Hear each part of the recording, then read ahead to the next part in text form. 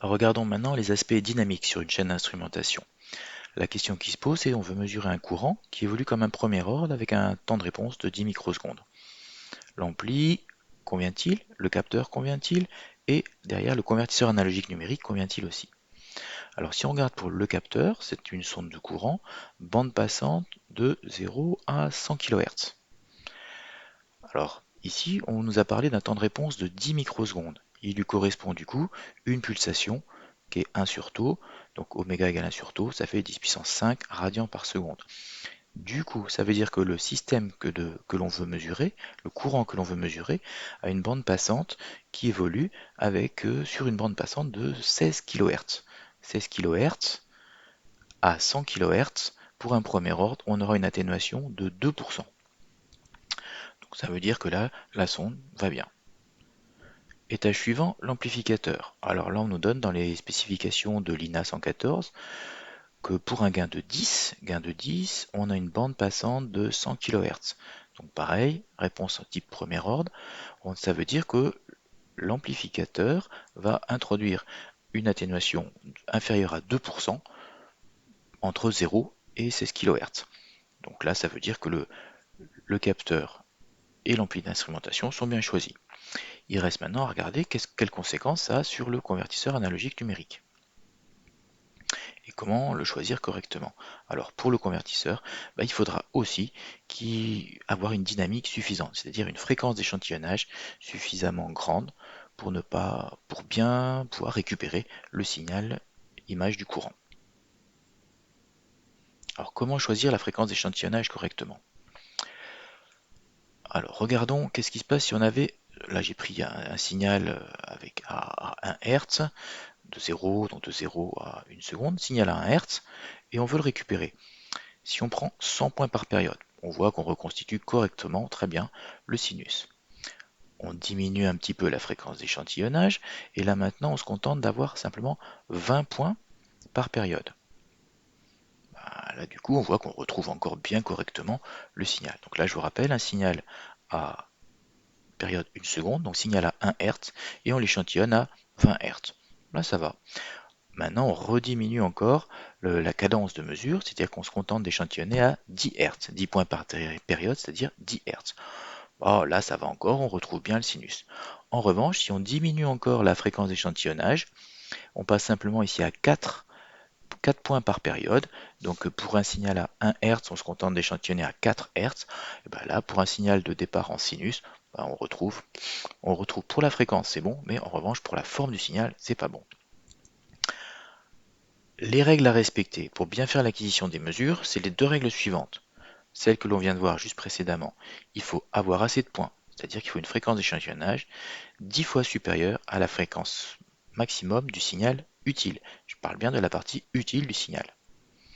Deuxième règle qu'on va voir juste après, il faut respecter le théorème de Shannon, c'est-à-dire qu'en fait il va falloir une fréquence d'échantillonnage qui soit au moins 2 fois égale à la fréquence maximale du signal. Alors quand on dit ici signal, c'est le signal utile et le bruit. Pourquoi? Regardons un peu les problèmes posés par le repliement du spectre. Alors qu'est-ce qui se passe au départ? On a ici le spectre d'un signal continu, j'ai choisi un triangle. Une fois qu'il va être échantillonné, l'échantillonnage se traduit par une périodisation du spectre, donc le spectre de base, de départ, on va le retrouver périodisé autour de FE, 2FE, etc. Premier cas de figure, ici on a choisi une fréquence d'échantillonnage qui est là suffisamment grande pour qu'il n'y ait pas de croisement entre les différents spectres. Donc là, si on fait un filtrage passe-bas jusqu'entre 0 et FE sur 2, aucun souci, on retrouve bien le signal de départ. En revanche, sur le cas suivant, ici on voit que la fréquence d'échantillonnage qui était là a été diminuée et elle a été trop diminuée.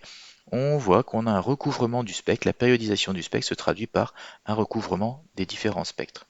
Et là par contre, donc on aura une perte d'information en bande de base entre 0 et feu sur 2. Le spectre du signal échantillonné ne correspond plus au spectre du signal continu. Donc pour éviter ça, la règle à respecter, c'est ce qui est marqué ici, il faut impérativement que la fréquence d'échantillonnage soit au moins égale à 2 fois la fréquence max de l'ensemble des signaux qui arrivent sur le convertisseur analogique numérique, c'est-à-dire la partie utile et éventuellement une partie de bruit. On le revoit ici avec un exemple. Qu'est-ce qui se passe quand tout va bien et quand ça va pas bien? Alors, j'ai pris un signal de départ avec une composante à 1 Hz, une composante à 5 Hz. En bleu, donc, le signal continue. Après échantillonnage, dans le cas où la fréquence d'échantillonnage est suffisante, ici à 10 Hz, on va retrouver en orange le signal, les différents traits, donc le périodisé, et là on voit qu'il n'y a aucun croisement entre la partie orange et les parties bleues. Donc si on coupe à FE sur 2, on reconstitue le signal de base correctement. Deuxième cas de figure, fréquence d'échantillonnage choisie trop basse, on a la périodisation du spectre, et si on filtre à FE sur 2, on voit qu'on récupère une raie, donc la raie à 1 kg c'est normal, mais on récupère aussi une raie à 3 kg qui en fait n'est pas dans le signal de départ. Donc là, on a fait apparaître ce qu'on appelle une réimage qui n'a pas lieu d'être, en fait, qui est juste due au traitement numérique, juste due en fait à l'échantillonnage du signal avec une fréquence d'échantillonnage trop basse. Alors, on vient de voir que pour bien faire l'acquisition des mesures, il fallait respecter deux règles, avoir assez de points, la fréquence d'échantillonnage supérieure au moins du coup à 10 fois la fréquence max du signal utile, et respecter le théorème de Shannon. Alors pour respecter cette condition-là, deux solutions sont possibles. Soit on augmente la fréquence d'échantillonnage, ou, deuxième solution, avant le convertisseur analogique numérique, on vient placer un filtre analogique passe-bas. Alors, il faut qu'il laisse passer la partie utile du signal, et par contre, il faut qu'il coupe la composante de bruit pour éviter, il doit couper en fait tout ce qui est au-delà de FE sur 2.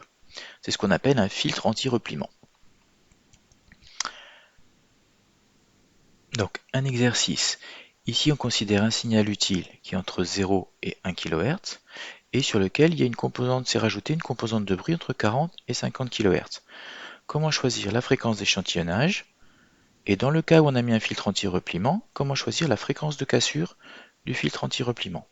Donc première solution, quand il n'y a pas de filtre anti-repliement, ben là il faut respecter les règles 1 et 2, il nous faut assez de points pour retrouver la partie utile correctement, donc ça veut dire qu'il faut au moins échantillonner pour 1 kHz de fréquence maximale du signal utile, il faut donc échantillonner au moins à 10 kHz.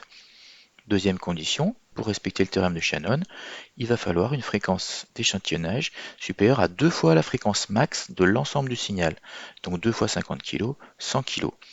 Donc ça veut dire que dans la première structure ici, il est impératif d'échantillonner au moins à 100 kHz. Deuxième solution, on met avant le convertisseur analogique numérique un filtre anti-repliement, donc un passe-bas. Là l'idée c'est qu'il doit laisser passer la fréquence utile du 1 kg, donc il faudra qu'il coupe après le 1 kg, et idéalement on va lui faire dégager le bruit. Donc comme le bruit est à 40 kg, il faut qu'il ait bien coupé tout ce qui est à partir de 40 kg. Donc une bonne solution, c'est par exemple de mettre ici un filtre anti-repliement qui va couper à 10 kHz, un sixième ou septième ordre, ça se trouve sans problème. Donc il va bien couper tout ce qui est au-delà de 10 kg et qui va laisser passer avant. Comme il coupe là, donc le 1 kHz ne sera pas altéré par le filtre. Du coup, si ici on a mis un filtre anti-repliement qui coupe tout ce qui est au-delà de 10 kg, la contrainte sur le convertisseur, ça sera donc de dire par exemple qu'il nous faut simplement une fréquence d'échantillonnage. Si on a 10 kg, si on échantillonne à 20 kHz, on respectera toutes les conditions requises. On aura 20 échantillons pour 1 kHz, ici on va passer à 20 kHz, donc 20 points par fréquence max, donc ça c'est bon. Et puis on aura bien respecté le théorème de Shannon, puisque là on a au maximum du 10 kg et on échantillonne à 20 kg.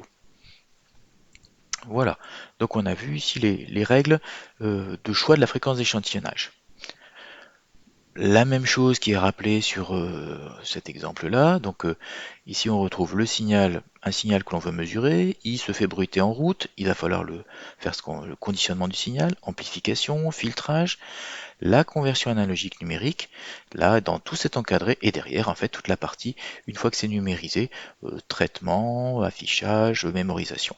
Donc la carte d'acquisition à laquelle on va s'intéresser pour la suite, c'est toute cette partie encadrée. Voilà, et ici j'ai rappelé les règles fondamentales qui sont vraiment importantes pour pouvoir choisir correctement la fréquence d'échantillonnage d'un signal. La suite dans la vidéo suivante.